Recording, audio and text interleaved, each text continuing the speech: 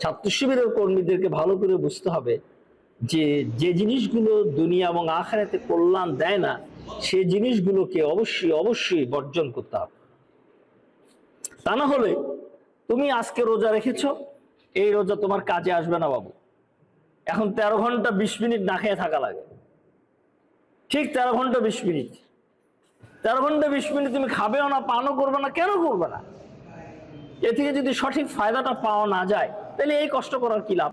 ঠিকমতো ক্যাম করলে, এ মাসে ঠিকমতো সিয়াম সাধনা করলে আমাদের পিছনের সব গুনাহ খাতা মাফ হয়ে যাবে ইনশাআল্লাহ। আল্লাহ রাসূল বলেছেন, মান সামা ঈমানান ওয়া ইহতিসাব গুফিরা লাহু মান তাকাদ্দামা মিন যামবি ওয়া মান কামা ঈমানান ওয়া ইহতিসাব গুফিরা লাহু মান তাকাদ্দামা মিন যামবি। কে বলেছেন? রাসূল আকরাম সাল্লাল্লাহু আলাইহি ওয়াসাল্লাম বলেছেন। সুতরাং এগুলো ভুল হতে পারে না, তাই না? কিন্তু শর্ত জুড়ে দিয়েছেন, কিন্তু ঈমান ও ইহতিসাব, ঈমান ঠিক থাকতে হবে এবং ইহতিসাবও থাকতে হবে। তো ঈমান ঠিক থাকার বিষয়টা বোঝার জন্য আমাদের জন্য দুটো বই যথেষ্ট। ঈমানের হাকিকত, ইসলামের হাকিকত। পড়েছো? ঈমানের হাকিকত পড়েছো? তাহলে তখন আমরা বুঝি আসলে ঈমানটা কি, তাই না?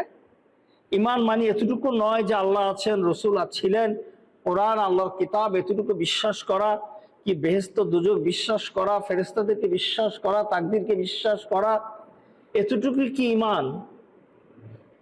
এতটুকুই ঈমান নয়। এটা ঈমানের শুরু, ইস্তেকামাত, কিন্তু এতটুকু ঈমান নয়।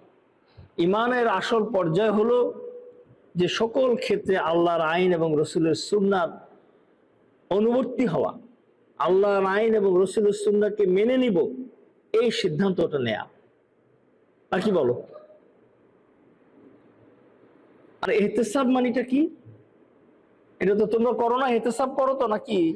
ইহতিসাব করো, আত্মসমালোচনা। এটার আরেকটা অর্থ হয় সওয়াবের আশায়।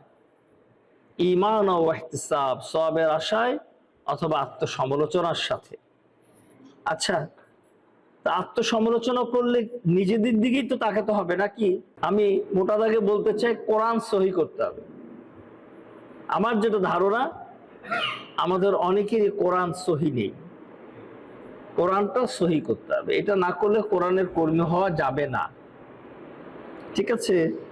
এটা ভাবার কারণ নাই আমি অনেক কিছু করতেছি, মিছিল, মিটিং, দাওয়াতি কাজ, হ্যাঁ, মিটিং সিটিং অনেক কিছু তো করি। কোরআন একটু সহি হয় না তো কি করব? না, সহি অবশ্যই হবে যদি আমি সত্যিকার ইফোর্ট দেই। 2 নম্বর হলো কোরআন বোঝার চেষ্টা করতে হবে।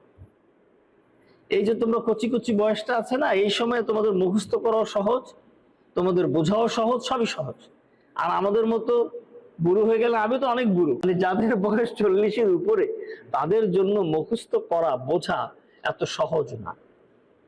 আর আমার মতো যারা 60-এর উপরে, 63-64 হয়ে গেছে, তাদের জন্য তো একেবারে কোরআন মুখস্থ করা হলো পাথরের মতো অবস্থা।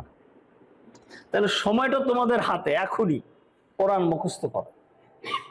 কোরআন যত বেশি মুখস্থ রাখতে পারবে সে তত বেশি কামিয়াব। আর যার দিলে, যার বুকে কোরআন যত কম, সে তত বেশি হতভাগা। আমি কি বেঠিক বললাম? এজন্য তোমরা এখনই কোরআন সহি করা, কোরআন মুখস্থ করার প্রোগ্রাম হাতে নিবা, আবার কোরআন বোঝার প্রোগ্রাম হাতে নিবা। কোরআন বোঝা মানে কি? গ্রামার বোঝা, শব্দার্থ বোঝা। এগুলো বুঝলে তোমাদের অনেক অনেক আনন্দদায়ক হবে। তোমাদের নামাজগুলো, তোমাদের নিজেদের নফল ইবাদতগুলো তুমি যখন কোরআন তেলাওয়াত করবে, তোমার জন্য আনন্দদায়ক হবে।